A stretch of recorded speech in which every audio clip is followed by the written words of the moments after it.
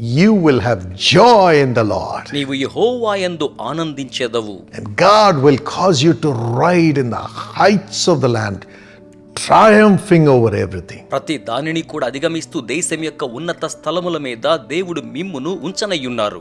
This is God's promise for you in Isaiah 58:14. యెషయా 58:14 వచనములో నుండి ఇది మీ కొరకైన దేవుని వాగ్దాన వచనమయ్యున్నది. Do not be afraid. భయపడకండి. Your life is going to be full of joy. ఈ జీవితం సంపూర్ణంగా సంతోషంతో ఉంచబడబోతోంది. Your life is going to be a life of triumphant blessings. నీ జీవితం విజయవంతమైనదిగా ఆశీర్వాదములతో కూడా నిండి ఉండబోతోంది. And your life is going to be at the highest levels of నీ blessing. జీవితం ఆశీర్వాదములలో ఉన్నతమైన స్థాయిలో ఉంచబడబోతోంది. I declare this blessing upon you in the name of Jesus. ఈ ఆశీర్వాదమును యేసు నామములో మీ మీద ప్రకటించుచూ ఉన్నాను. How do you get this joy in the Lord? ఇట్టి ఆనందమును ప్రభువులో ఎలా పొందగలరు? Luke 15:7 and 10. లూకాసు వార్త 15:7-10.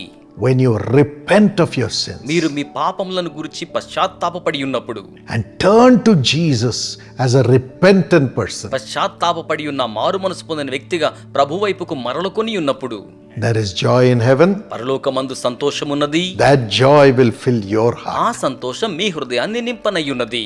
Today, if there is anything that is between you and Jesus in that relationship, ask Jesus to forgive. ఈ రోజున యేసునకు మీకు మధ్య ఉండి ఉన్న బాంధవ్యములో మరింకేదైనా ఉన్నట్లయితే అందుకోసమై క్షమాపణను అడగండి. And if you have any division in the family or with anybody, reconcile and forgive. కుటుంబంలో లేక ఎవరితోనైనను ఎటువంటి విభేదములు మీరు కలిగి ఉండినప్పటికీ కూడా సమాధానపరచబడి ఈ రోజునే క్షమాపణ కొరకై ప్రభువును అడగండి. As Jesus said, if somebody has taken your possession unjustly, give it. యేసు సెలవిచ్చినట్లుగానే అన్యాయముగా ఏదైనా తీసుకున్నట్లయితే దానిని తిరిగి మరలా ఇచ్చేయండి. God will give it back to you in double measure. దేవుడు తిరిగి మరలా రెండింతలుగా మీకు అనుగ్రహించనయ్యున్నారు.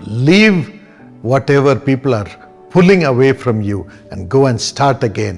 God will prosper you. ప్రజలు మీ యొద్ద నుంచి లాగివేసుకుంటూ ఉన్న దాన్ని విడిచిపెట్టండి. మీరు వెళ్ళి మరలా ప్రారంభించండి. ప్రభు మిమ్మును వృద్ధి పొందింప చేయనయ్యున్నారు.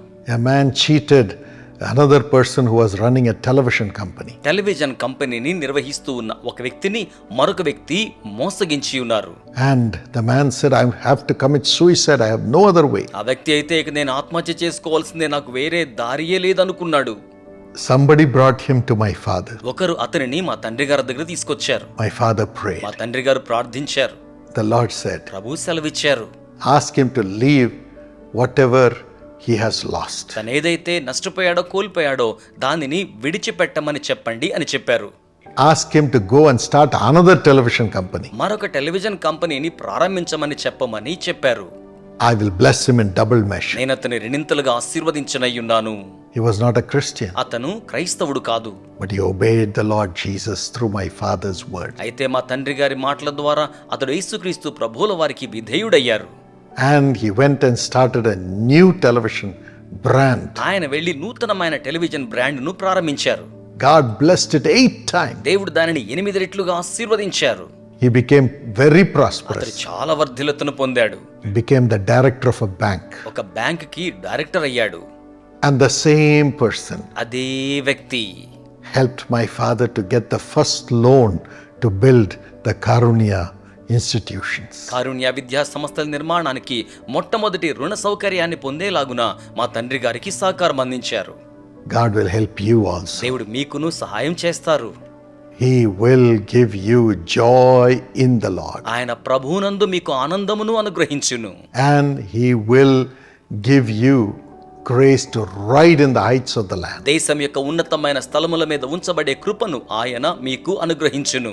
As you repent and listen to the word of God and do what he wants you to do. మీరు పశ్చాత్తాపడి ఆయన చేయమని కోరుకున్న దాన్ని మీరు జరిగించి ఉన్నట్లయితే I pray this blessing upon you, and I pray that God will make you triumph over all your losses and have great success. ఈ ఆశీర్వాదం మీ మీదకి రావాలని, నష్టములన్నిటినీ కూడా మీరు అధిగమించి గొప్ప సాఫల్యతను పొందాలని మీ గురించి ప్రార్థించనయ్యున్నాను.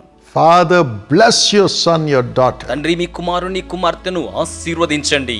Let this blessing come upon them right now in Jesus' name, and let them have a new triumphant, blessed beginning in their life today. ఈ ఆశీర్వాదం ఇప్పుడే వారి మీదకి వచ్చును గాక. ఈ రోజే నూతనమైన విజయవంతమైన జీవితం వారి కొరకై ఆరంభించబడును గాక. In the name of Jesus, యేసు నామములో honor them. వారిని ఘనపరచండి. Amen. Amen. God bless you. దేవుడు మిమ్మును ఆశీర్వదించును గాక. My friend, నా స్నేహితులారా, even today you can join the job blessing plan of Jesus Calls. ఈ రోజును కూడా యేసు పిలుచున్నాడు ఉద్యోగ ఆశీర్వాద పథకంలో మీరు సభ్యులుగా చేర్పించబడవచ్చు. If you do not have a job, if you are a failure, మీకు ఉద్యోగం లేనట్లయితే, అపజయం పొందిన వారిగా మీరు ఉండి ఉన్నట్లయితే, join this plan and become a blessing to others who are suffering. ఈ పథకంలో మీరు సభ్యులుగా చేరి బాధపడుతున్న ఇతరుల కొరకై మీరు ఆశీర్వాదకరముగా ఉండండి. Through Jesus Calls, we will minister to all such people. యేసు పిలుచున్నాడు పరిచర్య ద్వారా అటువంటి వారందరికీ మేము సేవలు అందిస్తూ ఉన్నాము. God will build you, దేవుడు మిమ్మును నిర్మాణము చేయును, make you triumph, మిమ్మును విజయవంతముగా చేయును, make you have joy, మీరు సంతోషం కలిగి ఉండేలా చేయును, and have all the blessings and take you to the heights of the land. సకల ఆశీర్వాదములు పొంది దేశం యొక్క ఉన్నత స్థలముల మీదకు మీరు ఉండేలా తీసుకువెళ్ళును. God bless you. దేవుడు మిమ్మును ఆశీర్వదించును.